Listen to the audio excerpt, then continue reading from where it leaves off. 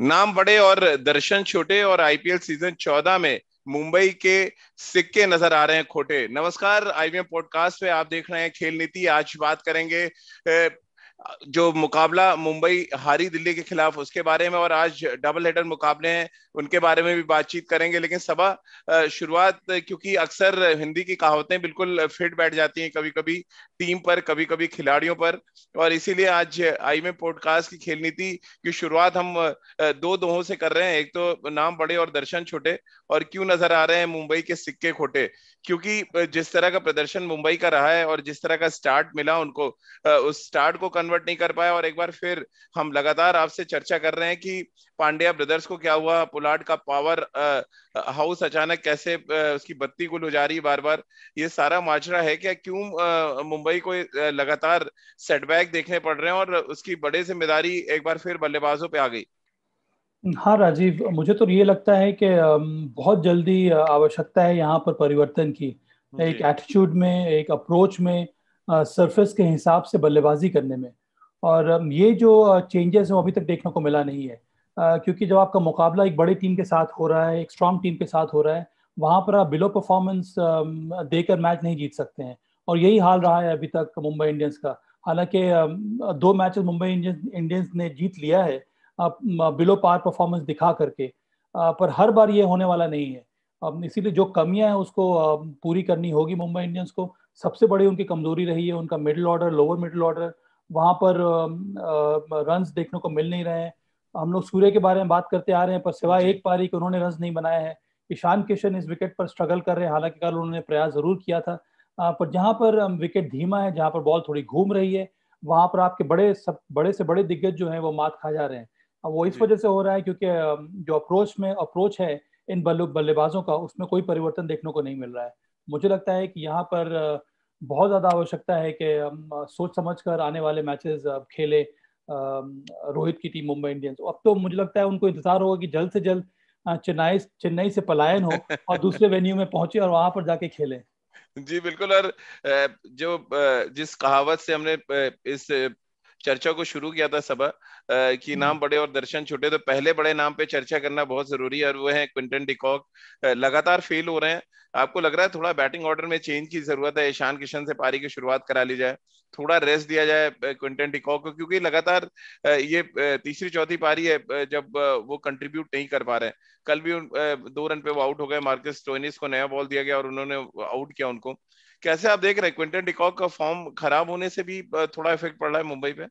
बहुत बड़ा इफेक्ट पड़ रहा है क्योंकि जी। क्विंटन डिकॉक और रोहित शर्मा की जो जोड़ी थी वो लाजवाब जोड़ी है। जी। वहां पर फायदा ये होता है रोहित शर्मा को कि क्विंटन डिकॉक दूसरे छोर से खुलकर बल्लेबाजी करते हैं। वो जो दबाव है तेज गति से रन बनाने का, वो रोहित शर्मा के ऊपर आता नहीं है। पर जी। अब हालत विपरीत हो गई है। कल ही आप देखें कि रोहित शर्मा को ज्यादा जोखिम उठाकर शॉट्स खेलने पड़ रहे थे, क्योंकि मुंबई इंडियंस को मालूम था कि पहले 6 ओवर में या कम से कम 7 या 8 ओवर में ढेर सारे रन बनाने होंगे जब तक कि बॉल नहीं हो। जी। तो इस तरह का दबाव जो बढ़ता जाता है तो फिर गलतियां और ज्यादा आदमी कर बैठता है, विशेष करके इस तरह के विकेट में जो हम लोग चेन्नई में देखने को मिल रहा है। मुझे ये लगता है कि अगर चेंज अगर करना ही है तो फिर डिकॉक की जगह पर क्रिस लिन को खिलाया जा सकता है। जी। क्योंकि क्रिस लिन ने पहले मैच में शानदार बल्लेबाजी की, तो वो एक विकल्प रहेगा यहाँ पर मुंबई इंडियंस के लिए। पर ना ही केवल टॉप ऑर्डर मुंबई का स्ट्रगल कर रहा है, पर मिडिल ऑर्डर जो उनकी मजबूती थी एक समय, वो भी संघर्ष करता हुआ नजर आ रहा है इस वक्त। बिल्कुल। और अगर हम बात मिडिल ऑर्डर की आपने की, मैं मिडिल ओवर्स की कर लेता हूँ सबा। क्योंकि अगर मैं देख रहा हूँ जो आंकड़े की, पहले 36 गेंद यानी पहले 6 ओवर में 55 रन बने और सिर्फ एक विकेट गिरा था, लेकिन मैच का नक्शा बदला जैसे अमित मिश्रा के हाथ में बॉल आई। 7 से 15 ओवर के बीच में सिर्फ 46 रन बने और 5 विकेट गिरे, जिसमें 3 विकेट अमित मिश्रा ले गए। क्या ये जरूरत से ज्यादा एग्रेशन दिखाने के चक्कर में हुआ, या लगातार मिडिल ऑर्डर जो बहुत आउट ऑफ फॉर्म नजर आ रहा है, ये उस वजह से ये बड़ा कोलैप्स हुआ मुंबई के साथ? हाँ, मुझे लगता है कि गलत बॉलर को टारगेट किया कल जी। मुंबई ने। अमित मिश्रा उनके मेन स्पिनर हैं और आर अश्विन दो उनके स्पिनर्स हैं, मेन स्पिनर्स दिल्ली कैपिटल्स के। जी। आर अश्विन के सामने बल्लेबाजी करने में आसानी हो रही थी। वहां पर अगर आपको लेना था तो फिर आर अश्विन को मुंबई इंडियंस के बैट्समैन टारगेट कर सकते थे, या फिर जी। ललित यादव को टारगेट कर सकते थे। उन्होंने डिसाइड किया अमित मिश्रा को टारगेट करने के लिए, जो उनके मेन स्पिनर हैं। और हम्म। अमित मिश्रा के पास ढेर सारा अनुभव है। उनको मालूम है कि इस तरह की धीमी विकेटों पर कहाँ पर गेंदबाजी करनी, कौन से लेंथ में बॉल डालनी है, किस स्पीड से बॉल डालनी है, किस ट्रेजेक्ट्री में बॉल डालनी है। और उसी वजह से यहाँ पर फंसते चले गए मुंबई के बल्लेबाज। रोहित शर्मा अननेसेसरी एग्रेशन, हार्दिक पांड्या अभी आए थे, पहले ये दूसरी गेंद खेली थी, वहां पर जोरदार छक्का लगाने का प्रयास किया, वो आउट हो गए। करण पोलार्ड, खैर वो अलग बात है कि उनको जो गूगली है अमित मिश्रा की वो समझ में आई नहीं। तो मुझे लगता है कि इस प्रकार का अननेसेसरी एग्रेशन एक इम्पोर्टेंट बॉलर के सामने जो अच्छे फॉर्म में है उसकी कोई आवश्यकता थी नहीं। अगर टारगेट करना ही था तो फिर फिफ्थ और सिक्स बॉलर को किया जाता, जो कि कर नहीं पाए क्योंकि तब तक इतने सारे विकेट्स गिर गए थे। तो सबक क्या कहें अमित मिश्रा के लिए? तो एक ही कहावत जहन में आती, क्योंकि आज बड़ी ढेर सारी कहावतें जहन में आ रही हैं। कभी बॉलीवुड की लाइनें जहन में आने लगती हैं परफॉर्मेंस देख के, तो कभी कहावतें, और आज आ रही है कि देखन में छोटन लगे घाव करे गंभीर। राजीव, मुझे तो एक कई बार ये भी लगता है कि अमित मिश्रा को ठीक प्रकार से भारतीय टीम में ट्रीट किया नहीं गया। जब मैं चयन करता था तब उस समय वो श्रीलंका में टेस्ट सीरीज हो रही थी, वहां पर अमित मिश्रा का शानदार योगदान रहा था। आप भी थे वहां पर, बॉलिंग में भी और बल्लेबाजी में भी उन्होंने लोअर ऑर्डर में आकर शानदार कंट्रीब्यूशन दिया था। जी, पुजारा के साथ वो याद है मुझे, जो पुजारा के पार्टनरशिप साथ की आपको थी याद जो। होगा। जी हाँ। जी जी। तो मुझे लगता है कि बहुत कुछ निर्भर करता है कि किस तरह का इन्वायरमेंट वहां पर बनाया जाए टीम में, जहां पर इस तरह के खिलाड़ी प्रॉस्पर करे। और ये हो रहा है अमित मिश्रा के साथ। टीम मैनेजमेंट का उनको बहुत ज्यादा सपोर्ट मिल रहा है। पिछले साल जब आईपीएल हुआ था यूएई में, वहां पर जब वो चोटिल हो गए तो उनको वापस आना पड़ा था। वहां उसके बाद तब भी एक छोटा सा फंक्शन ऑर्गेनाइज किया गया था दिल्ली कैपिटल्स द्वारा, उनको ये बताने के लिए कि आपकी अहमियत बहुत ज्यादा है और हम आपको मिस करेंगे। मुझे लगता है इससे जो खिलाड़ी का जो कॉन्फिडेंस है वो बहुत ज्यादा बढ़ जाता है।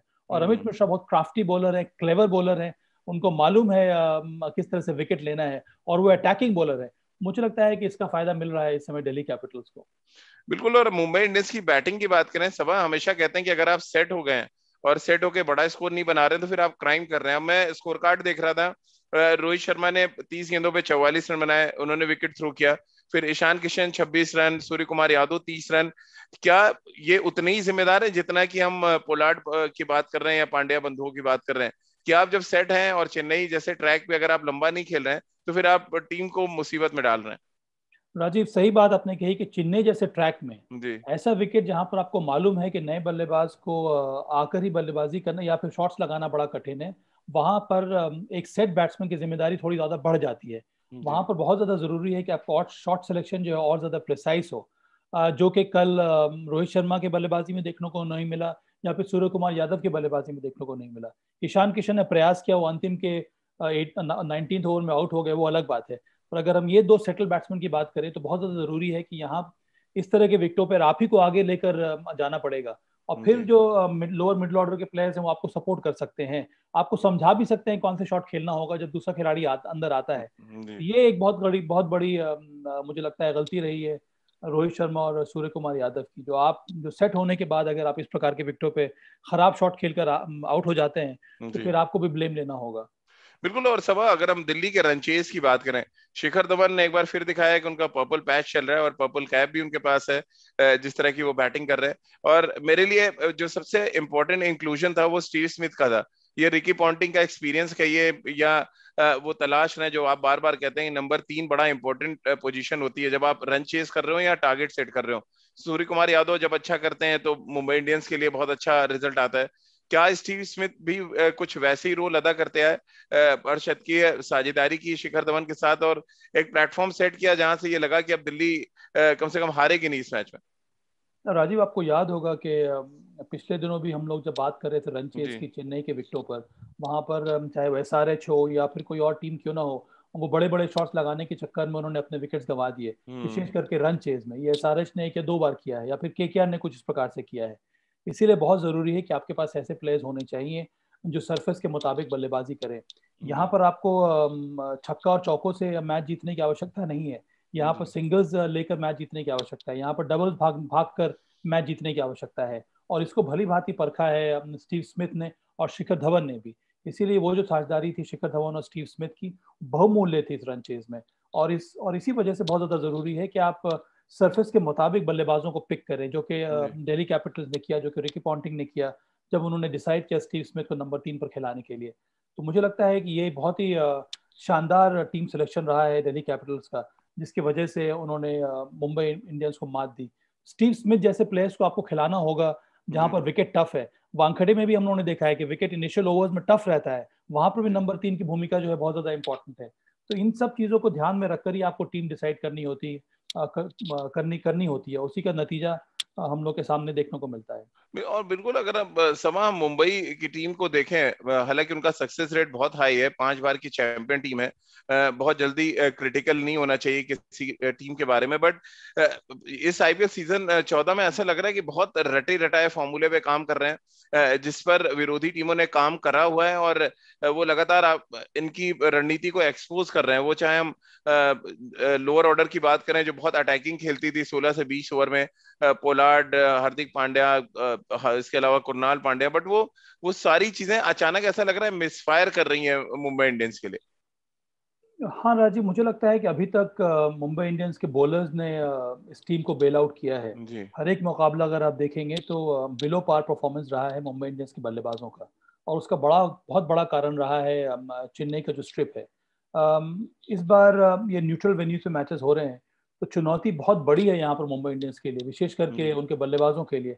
अब कई सारे मैचेस चेन्नई में हैं, उसके बाद मैच होने वाले हैं मुझे लगता है अहमदाबाद में, फिर जी। कोलकाता में। यहाँ पर विकेट्स आपको अलग अलग किस्म के मिलेंगी, इसीलिए बहुत जरूरी है कि आपको और ज्यादा प्रोएक्टिव होना पड़ेगा अपने कॉम्बिनेशन को लेकर। और उससे ज्यादा जरूरी है जो आपके पास रिसोर्सेज हैं, जो आपके पास प्लेयर्स हैं, उनको समझना होगा कि मुझे अपने गेम को चेंज करना है विकेट के जी। मुताबिक। और अगर आप ये नहीं करेंगे तो बहुत ज्यादा कठिन होगा हमेशा मुंबई इंडियंस के बॉलर्स को उनकी टीम को बचाना या फिर बेल आउट करना। जी। इसीलिए मुझे लगता है कि परेशानी ज्यादा नजर आ रही है यहाँ पर मुंबई इंडियंस के लिए। तो बहुत जल्दी मुंबई इंडियंस को अपनी स्ट्रैटेजी को रिवर्क करना पड़ेगा, तभी मुझे लगता है कि और ज्यादा सशक्त तरीके से मुंबई इंडियंस सामने आएगी। तो आज के मुकाबले पे जाएं सबा, एक जल्दी से रिएक्शन दिल्ली कैपिटल्स पे भी चाहिए आपका। दिल्ली कैपिटल्स पॉइंट शैली में अब नंबर 2 पे है, और जिस तरह से वो उन्होंने अडॉप्ट किया, चेन्नई में आते ही पहला मैच खेले और वो जीते, कैसे एनालिसिस करेंगे अब तक का जो सफर रहा है दिल्ली की टीम का? मुझे लगता है कि उनकी थिंकिंग बहुत अच्छी रही है, वो आगे से सोच रहे हैं। उनकी प्रोएक्टिव स्ट्रैटेजी रही है। ये बहुत कठिन था उनके लिए मैच, जी। क्योंकि एक दिन का ही वक्फा मिला था उनको चेन्नई में आकर मैच खेलने का। तो मुझे लगता नहीं कि प्रैक्टिस सेशंस उनको मिले होंगे, विकेट पर अभ्यास करने का समय नहीं मिला होगा। तो बहुत सारे उनको स्ट्रेटेजिकल चेंजेस करने पड़े, जिसका हम्म। फायदा मिला। ये दर्शाता है कि ये एक ऐसी टीम है जो सेटल कॉम्बिनेशन पर विश्वास नहीं करती है, विनिंग कॉम्बिनेशन पर विश्वास नहीं कर रही है। उनका वेन्यू के हिसाब से वो चेंजेस कर रहे हैं। तो ये एक क्लियर थिंकिंग के वजह से ही हो पाया है। जी। मुझे लगता है ये बहुत ही अच्छा संकेत है दिल्ली कैपिटल्स के लिए, कि उनके पास कई ऐसे खिलाड़ी हैं, उनके पास कई कई ऐसे टीम मैनेजमेंट में प्लेयर्स हैं या फिर मेंबर्स हैं या फिर कप्तान हैं, जो बहुत ही क्लियर तरीके से अप्रोच कर रहा है हर एक मैच को, जी। और फिर भरोसा दिखा रहा है अपने प्लेयर्स के ऊपर।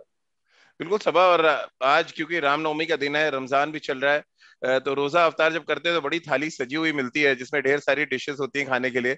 और आज क्योंकि रामनवमी का दिन है तो आज त्योहार, दो त्योहार एक साथ पड़ रहे हैं।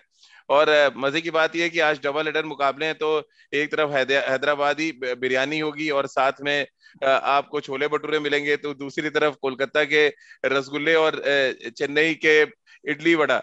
तो ये कुछ थाली ऐसी सजी हुई मिल रही है। तो चलिए पहले बिरयानी और छोले भटूरे की बात कर लेते हैं, यानी कि सनराइजर्स हैदराबाद और पंजाब किंग्स। और मजे की बात ये कि दोनों टीमों में सितारे तो हैं, लेकिन सितारे जमीन पे नजर आ रहे हैं।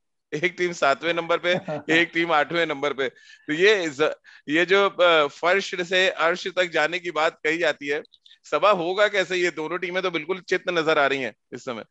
हाँ राजीव, ये फर्स्ट अर्श तक लाने के लिए बहुत ज्यादा मेहनत की जरूरत है, नहीं तो बहुत जी। कठिन होने वाला है।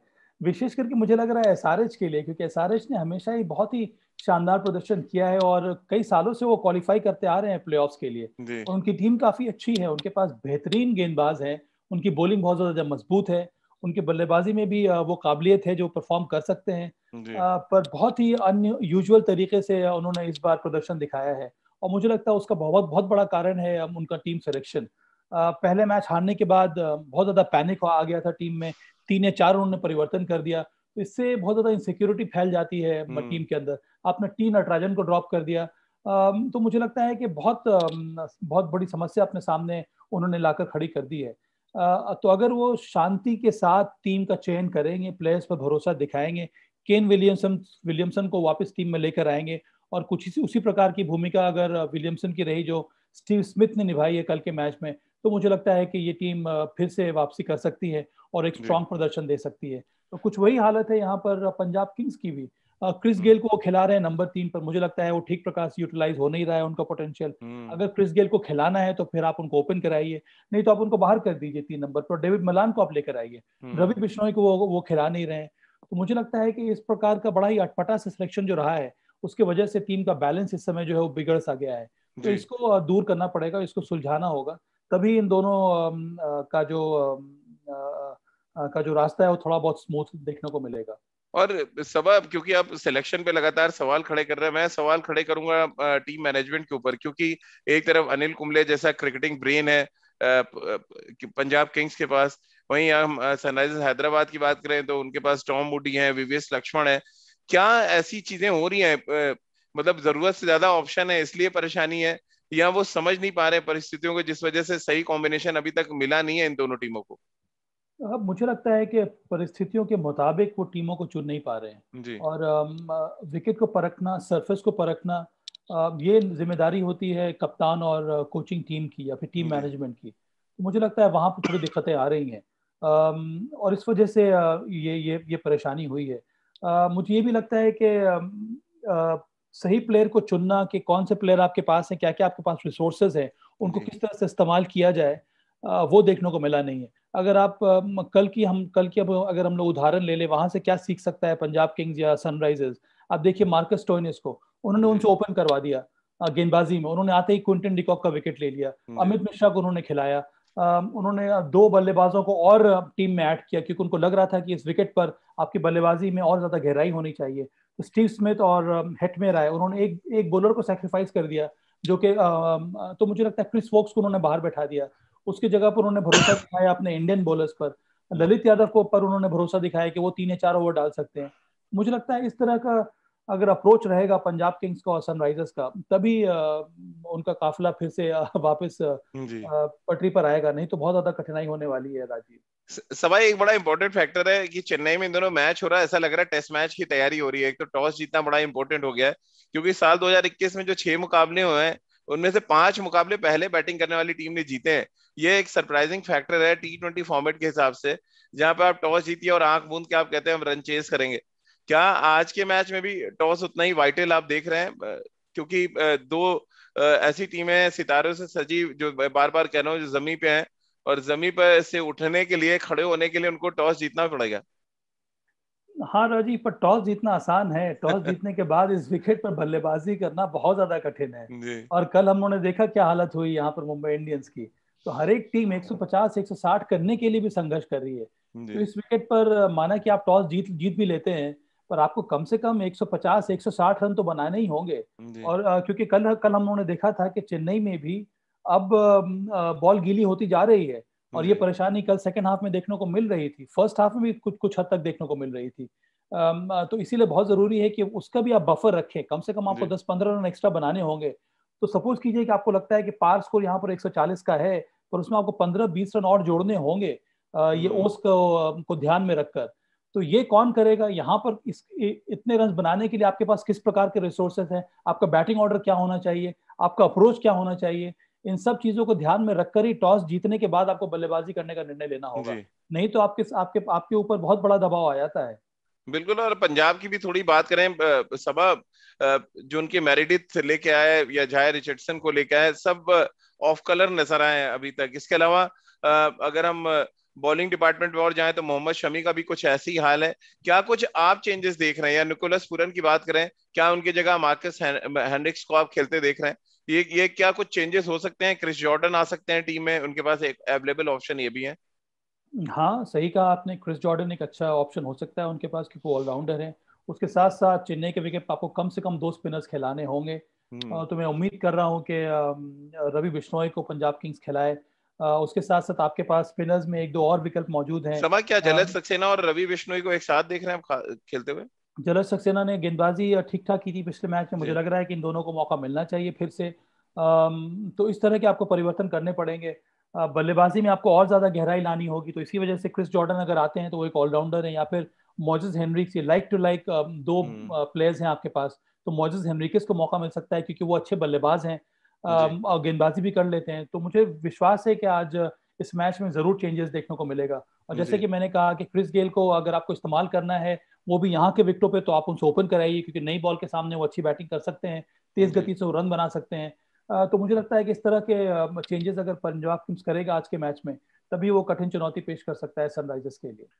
तो सबा, अब आपको मरीना बीच यानी चेन्नई से मैरिन ड्राइव पे लेके चलते हैं मुंबई, जहाँ पे दूसरा मुकाबला आज का खेला जाना है और बड़ा इंटरेस्टिंग मुकाबला है। चेन्नई सुपर किंग और कोलकाता नाइट राइडर्स के बीच में। कोलकाता आपकी फेवरेट टीम, और चेन्नई तो शायद तमाम जो क्रिकेट फैंस हैं उनकी सबसे फेवरेट टीम हमेशा रहती है। और महेंद्र सिंह धोनी ने जिस तरह की डाइव लगाई, उसके बाद तो लग रहा है फैंस की संख्या तो और बढ़ गई होगी, क्योंकि उनको लगा होगा कि एक दो सीजन और अभी महेंद्र सिंह धोनी खेल सकते खेल हैं। सकते हैं। लेकिन बात अगर हम मुंबई की करें और शुरुआत रिकॉर्ड से करें, सबा तो 2012 के बाद से 9 मैचेस खेले केकेआर ने और सिर्फ 8 जीत पाई है। ये एक डरावना सपना सा लगा होगा केकेआर को जब वो मुंबई पहुंचे होंगे। क्योंकि उन्होंने अभी तक हर एक आईपीएल सीजन में होम एंड अवे के हिसाब से अपनी टीम बनाई है। जी और कोलकाता की विकेटें धीमी रहती हैं, वहां पर उनके बॉलर्स को मदद मिलती है, बल्लेबाजों को मालूम है, ग्राउंड के एंगल्स मालूम है, और इसी वजह से वहां पर उनको अच्छी सफलता मिली है। जी वानखेड़े का स्ट्रिप बहुत अलग प्रकार का रहता है, यहाँ पर हाई स्कोरिंग एनकाउंटर्स देखने को मिलते हैं, और उस तरह के बल्लेबाज आपको चाहिए। और इस टीम में मैं देख रहा हूँ कॉम्बिनेशन, सिवाय आंड्रे रसल को, जो वानखेड़े का जो बैटिंग स्ट्रिप जो नॉर्मली मिलता है, जी उस पर ढेर सारे रन बनाने के लिए, बड़े शॉट्स लगाने के लिए और कोई अन्य अन्य बल्लेबाज या फिर पावर हिटर्स उनकी टीम में नहीं है। और इस हम्म वजह से उनके सामने वो समस्या सामने आ जाती है। और आज भी कुछ हालत उसी प्रकार की होने वाली है। केकेआर मेरी एक फेवरेट टीम है, पर अभी तक उनका प्रदर्शन उतना अच्छा नहीं रहा है, क्योंकि हम्म उनका जो बैटिंग ऑर्डर है बहुत ज्यादा फ्रेजाइल मुझे नजर आ रहा है, कमजोर नजर आ रहा है। जो उनके प्लेयर्स हैं, जो मैच विनर्स हैं, जिन पर भरोसा दिखाया है केकेआर ने, उन्होंने रन बनाए नहीं है। और जी ओवन मॉर्गन का फॉर्म ठीक नहीं है, दिनेश कार्तिक ने कोई बड़ा स्कोर खड़ा किया नहीं है। अब आपने पूरा भरोसा लगा दिया है शुभमन गिल, नीतीश राणा और राहुल त्रिपाठी के ऊपर। ये जी काम बनने वाला नहीं है, क्योंकि इनमें इन तीनों में उतना तो अनुभव नहीं है। मैं मानता हूं कि नीतीश राणा अच्छे फॉर्म में है, तो अगर आप उनसे ये उम्मीद करेंगे कि आप वो हर मैच में आपको बड़े बड़े स्कोर खड़े करके देंगे, तो वो होने वाला हम्म नहीं है। बहुत जरूरी है कि नंबर 4 नंबर 5 पर जो खिलाड़ी आ रहा है बैटिंग करने के लिए, वो कंट्रीब्यूट करे, जो अभी तक देखने को मिला नहीं है। आंध्र रसल मुझे लगता है कि इस तरह के विकेटों को वो प्रेफर करेंगे, मैच खेलना, बैटिंग करना, क्योंकि उनको लगता है कि ये जो विकेट है उनको मदद करेगा। पर जी तब भी मुझे लगता है कि चेन्नई का प्रदर्शन काफी अच्छा रहा है, और चेन्नई को वानखेड़े में हराना उतना आसान नहीं होगा केकेआर के लिए। जी सबब, क्योंकि आंद्रे रसेल की आप बार बार बात कर रहे हैं, बाल पीला करवा के आए इस आईपीएल सीजन 14 में, लेकिन उनको लाल पीला ही नजर आया है अभी तक, जो जिस तरह की वो बैटिंग कर रहे हैं। क्या कुछ सजेस्ट करेंगे आप, कलर चेंज कराएं क्या बाल का, कि शायद उससे किस्मत बदले उनकी भी और केकेआर की भी। एक बहुत इंपॉर्टेंट प्लेयर है केकेआर के लिए राजीव। जी अब कलर चेंज करने के लिए बचा है कि आप पर्पल ही कर सकते हैं, और तो कोई कलर है नहीं। जी तो मुझे लग रहा है कि ये विकेट उनको सूट करेगा महाराजी। जी और पिछले मैच में आरसीबी के विरुद्ध थोड़ा बहुत वो झलकियां देखने को मिली थी, जी। जिस तरह से उन्होंने नहीं, बैटिंग की थी। सिराज ने बड़ी अच्छी यॉर्कर्स डाली, तो कुछ सिराज कर ने नहीं पाए। उनको जी आके जी फांस सा लिया था, बेहतरीन ओवर जी डाला था वहां पर मोहम्मद सिराज ने। तो मुझे लगता है कि वो जो थोड़ी बहुत जो बल्लेबाजी की उन्होंने पिछले मैच में, उसका फायदा उनको उनको होना चाहिए। और जी आज उनकी वही कोशिश रहेगी कि थोड़ा बहुत वो समय बिता दें क्रीज के ऊपर, और उसके बाद वो अपने वापस जो पुराना जो उनका जो फॉर्म है वो देखने को मिलेगा। केकेआर की भी यही उम्मीद होगी आंद्रे रसल से। समाम, सुनील नारायण अवेलेबल हैं सिलेक्शन के लिए। ब्रेंडन मैकुलम जो उनके कोच है, उन्होंने इस बात का जिक्र भी किया कि वो फिट हैं और अवेलेबल होंगे। क्या शाकिब को वो रिप्लेस कर सकते हैं? और अगर रिप्लेस करते हैं तो दूसरा सवाल ये जहन में आता है कि गौतम गंभीर ने उनसे पारी की शुरुआत कराई और कोलकाता ने 2 बार टूर्नामेंट जीता। क्या ये एक ऑप्शन हो सकता है कि उनको पारी की शुरुआत कराई जाए और नीतीश राणा को नीचे थोड़ा लाएं, ताकि बैटिंग ऑर्डर थोड़ा और मजबूत नजर आए, थोड़ा फॉर्म में बल्लेबाज नजर आए? जरूर किया जा सकता है। और जी शाकिबुल हसन ने देखिए, आपको ओवरसीज प्रोफेशनल्स आप क्यों खिलाते हैं? क्योंकि उनसे आप मैक्सिमाइज कर सके उनके पोटेंशियल को। हम्म पर अभी तक शाकिबुल हसन ने कुछ उस तरह से दिखाया नहीं है अपना। बल्लेबाजी में कुछ मेजर कंट्रीब्यूशन रहा नहीं है। गेंदबाजी में हालांकि उन्होंने एक दो विकेट लिया है, पर उतनी ज़्यादा इफेक्टिव उनकी गेंदबाजी हो रही नहीं है। और सबसे बड़ी बात यह है कि अगर सामने कोई बल्लेबाज है और वो अगर सुनील नारायण को एक तरफ देख रहा है और एक तरफ शकीबुल हसन को देख रहा है, तो आप ही बताइए उसके दिमाग में शंका कब आएगी। मुझे लगता है सुनील नारायण के सामने उसको खेलने में ज्यादा परेशानी होगी, ज्यादा सोचेगा कि अरे यार ये सुनील नारायण है, इसको किस तरह से खेलना है, क्योंकि इस बॉलर के पास इतने सारे वेरिएशंस हैं। शाकिबुल हसन के पास वेरिएशन नहीं है। मुझे लगता है कि ये माइंडसेट की भी बात होती है कि आप किस तरह का संदेश दे रहे हैं ऑपोजिशन कैंप में, ऑपोजिशन के बल्लेबाजों को, कि भाई मेरे पास सुनील नारायण के 4 ओवर हैं, इनको देखते हैं आप कैसे खेल लेते हैं, और बल्लेबाजी में इनको कहाँ इस्तेमाल किया जाए वो निर्भर करेगा कॉम्बिनेशन के ऊपर। सबा, मैं आपकी बात को बैक करते हुए बड़ा इंटरेस्टिंग आंकड़ा आपको बता दूं। महेंद्र सिंह धोनी T20 फॉर्मेट के बेताज बादशाह रहे, लेकिन सुनील नारायण के खिलाफ एक भी बाउंड्री नहीं लगाई उन्होंने। तो ये दर्शाता है कि सुनील नारायण कितने इफेक्टिव होते हैं कुछ पर्टिकुलर बड़े बल्लेबाजों के खिलाफ। हाँ राजीव, और एम एस धोनी स्ट्रगल इस वजह से कर रहे हैं। कल भी आपने मैच में देखा होगा, या जो परसों मैच हुआ था, वहां पर स्पिनर्स के सामने अपना जो फ्रंट फुट है बहुत ज्यादा बड़ा निकाल दे रहे हैं। वहां से आपके पास विकल्प बच ही नहीं रहा है। वहां पर आपके पास वेट ट्रांसफर नहीं कर सकते आप। हाँ, वो अपना आगे ना, आप आगे जा सकते हैं ना आप पीछे आ सकते हैं। तो आप एक ही लेंथ को ही खेल सकते हैं वहां से, और आपके पास शॉट मेकिंग की जो एबिलिटी है वो बहुत ज्यादा घट जाती है, आपके पास विकल्प बचते नहीं है। और आपने सही कहा कि सुनील नारायण जैसा इफेक्टिव बॉलर अगर टीम में रहेगा तो फिर उसका फायदा मिलेगा केकेआर को। मुझे लग रहा है कि अब समय आ गया है कि सुनील नारायण को खिलाना चाहिए। हरभजन सिंह का कैसे देख रहे हैं? एक और इंटरेस्टिंग आंकड़ा सबा बताऊं, 712 दिन हो गए आईपीएल में विकेट लिए हुए अभी तक। मुझे लगता है कि एक अगर मेन बॉलर है, आप उनसे 4 ओवर करवा नहीं रहे हैं, तो फिर चेंज आप देख रहे हैं यहाँ पे? ये मुझे लगता है कि मैं चेंज एक्सपेक्ट कर रहा हूँ यहाँ पर भी। कि विकल्प है इनके पास, कोलकाता के पास, उनको ट्राई करना होगा जो नए नए कुलदीप यादव जैसे सरप्राइज के तौर कुलदीप पर। यादव है, उनको आपको खिलाना चाहिए। कुलदीप यादव को आप कब विश्वास बढ़ाएंगे उनका, कब उनको कॉन्फिडेंस देंगे कि आप अच्छे बॉलर हैं, आप मेन विकेट टेकिंग बॉलर हैं। और कुलदीप यादव ने केकेआर के लिए शानदार गेंदबाजी की है। तो मुझे लगता है कि ये समय आ गया है कि 2-3 परिवर्तन करे केकेआर की टीम। पता नहीं, हो सकता है कप्तान को फिर से चेंज कर दिया जाए, जो हालत देखने को मिल रही है केकेआर की। जी सबा, क्योंकि चेन्नई की टीम में भी प्रॉब्लम अपनी चली रही है। ऋतुराज गायकवाड़ पिछले 3 मैच अगर मैं याद करूं, 5-5 और 10 का स्कोर है। पोटेंशियल बहुत है, लेकिन क्योंकि आप परफॉर्म नहीं कर रहे हैं तो फिर जाहिर सी बात है परेशानी है टीम के लिए। इसके अलावा अगर हम बॉलिंग डिपार्टमेंट में जाएं तो दीपक चहर ने 1 मैच में अच्छा डाला। शार्दुल ठाकुर के साथ भी थोड़ा सा परेशानी चल रही है। क्या आप चेंजेस देख रहे हैं चेन्नई की टीम में? क्या ओपनिंग स्लॉट पे रॉबिन उथप्पा का एक्सपीरियंस यूज करना चाहेंगे महेंद्र सिंह धोनी? या धोनी के बारे में अक्सर ये देखा गया कि एक फॉर्मेट लेके चलते हैं, एक टीम लेके चलते हैं और लंबा रन देते हैं, लेकिन 3 मैचों का रन हो चुका है ऋतुराज गायकवाड़ के लिए भी। वो अगर हम नीचे बैटिंग में आए तो वहां पर भी कुछ ऐसे ही देखने को मिल रहा है। हाँ राजीव, पर मुझे लगता नहीं कि ज्यादा चेंज देखने को मिलेगा चेन्नई की टीम में। मैं मान रहा हूँ कि ऋतुराज गायकवाड़ ने 3 मैच में रन नहीं बनाए हैं, पर मुझे अभी भी लगता है कि उनको एक एक मौका और दिया जाएगा। अब बॉलिंग में देखिए, सबसे अच्छी बात यह है चेन्नई की, उनके पास 3 इफेक्टिव ऑलराउंडर्स हैं इस समय, मोइन अली, जडेजा और सैम करन। और इस वजह से इस टीम का बैलेंस मुझे लगता है काफी अच्छा नजर आ रहा है। और इसी वजह से मुझे मुझे नहीं लग रहा है कि ज्यादा चेंजेस देखने को मिलेगा। शार्दुल ठाकुर के ऊपर फिर से भरोसा दिखाया है। पिछले मैच में मुझे लगता है कि थोड़ी बहुत उनकी वापसी हो रही थी। दीपक चाहर जिस तरह के बॉलर हैं, वो इफेक्टिव हैं नई गेंद के साथ। और पिछले मैच में कोई भी स्विंग देखने को नहीं मिला था, पर आज अगर स्ट्रिप में थोड़ी बहुत घास मिल जाती है तो फिर से दीपक चाहर बहुत ज्यादा इफेक्टिव हो जाएंगे। तो अगर एक चेंज करना है तो फिर ऋतुराज गायकवाड़ को ही आदमी चेंज कर सकता है। पर मुझे लगता नहीं है कि वो भी चेंज देखने को मिलेगा। लेकिन इमरान ताहिर को कब खिलाएंगे सब भाई? सबसे एक्सपीरियंस खिलाड़ी या टीम के सबसे युवा गेंदबाज हैं इस समय चेन्नई की अगर हम बात करें। हाँ, पर जगह बन नहीं रही है यहाँ पर जी इमरान ताहिर की। आपके पास इतने शानदार ओवरसीज प्रो हैं, ड्वेन ब्रावो हैं, मोइन अली हैं, सैम करन और फाफ डुप्लेसी हैं, जी और ये तीनों के तीनों मैच विनर्स हैं। आप ड्वेन ब्रावो को ही देख ले, वो धीमी गति से बॉलिंग डाल डाल सकते हैं, मिश्रण है। उसके साथ साथ नीचे में आकर वो बेहतरीन बल्लेबाजी कर लेते। तो जी इनका भी नाम मैंने मैंने जोड़ा नहीं, तो एक और ही ऑलराउंडर है उनके पास। जी तो 4 ऑलराउंडर्स हैं इस टीम में। तो ये कॉम्बिनेशन को हटाना बहुत बहुत कठिन है। जी। तो चलिए, क्योंकि अब रैप अप करना है सबा, तो वो थाली पे वापस आ जाते हैं कि एक तरफ बिरयानी है, तो दूसरी तरफ छोला भटूरा। तो उसमें से एक पिक करना है आपको, क्या खाना पसंद करेंगे। और दूसरी तरफ अगर हम बात करें तो डोसा और सांभर है, और साथ में बंगाली रसगुल्ला। तो अब आप तय करें कि क्या 2 चीजें ऑप्शन है आपके पास खाने के लिए।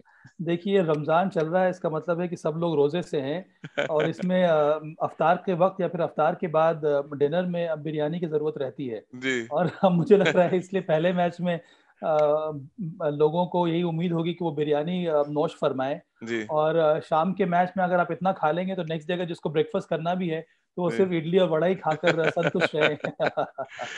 तो मैं इन दोनों टीमों को बैक कर रहा हूँ इस समय। चलिए, तो ये सभा ने सीधे संकेत दे दिए कि किस टीम में कितना दम है और कौन सी टीम आज के मैच में फेवरेट नजर आ रही है। और जिस तरह की क्रिकेट अभी तक चेन्नई ने खेली है, या अगर हम बात सनराइजर्स हैदराबाद की करें, पोटेंशियल जरूर दिखाया है, लेकिन पोटेंशियल को जब तक आप मैदान पर प्रदर्शन में तब्दील नहीं करेंगे, फिर आपका रिकॉर्ड या पॉइंट शैली में आप आगे नहीं बढ़ते नजर आएंगे। अभी हाल फिलहाल पॉइंट शैली की बात करें तो आरसीबी तीनों मैच जीतकर नंबर 1 पर है, और दिल्ली की टीम जिसके साथ सभा जुड़ने वाले हैं अब से कुछ ही दिनों में, वो नंबर 2 पे है। और लगातार इसीलिए हम आपको कह रहे हैं कि ड्रेसिंग रूम के अंदर की बातें हम आपको बताते रहेंगे, मैदान पे क्या कुछ रणनीति कप्तान बना रहे हैं उसके बारे में बताएंगे, और कुछ बड़े इंटरेस्टिंग पहलू दोनों टीमों के बारे में हम लगातार आपको बताते रहते हैं। तो आपका बहुत बहुत शुक्रिया सभा, आपका भी बहुत बहुत शुक्रिया हमारे साथ जुड़ने के लिए। तो रोज सुबह 9:15 पे आईवीएम पॉडकास्ट के यूट्यूब चैनल और हमारे फेसबुक पेज पर खेल नीति के साथ जुड़िए, और